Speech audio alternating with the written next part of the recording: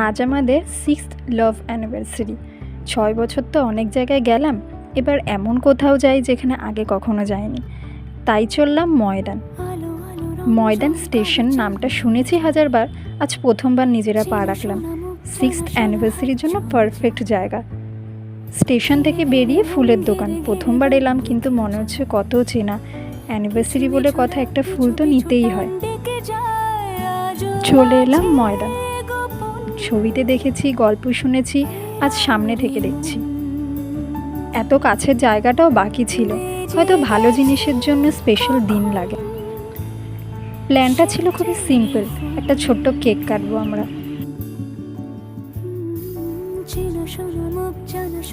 সত্যি প্রতিটা বছর যায় আর আমরা খালি অবাক হয়ে যাই, বাবা এতগুলো বছর কাটিয়ে ফেলাম আমরা দুজনে একসাথে।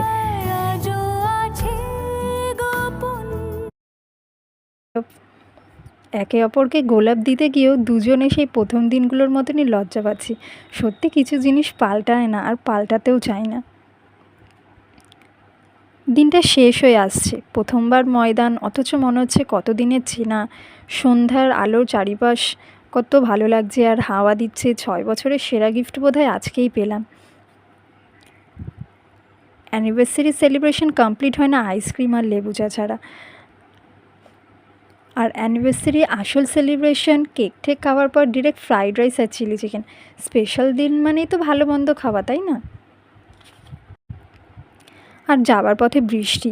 আশ্চর্য ব্যাপার জানো, যেদিন থেকে আমরা একসাথে সেদিন থেকে প্রতি বছর এই দিনটাতে বৃষ্টি পড়ে। আজও তার ব্যতিক্রম হলো না। মনে হয় আকাশও জানে আজ আমাদের স্পেশাল দিন।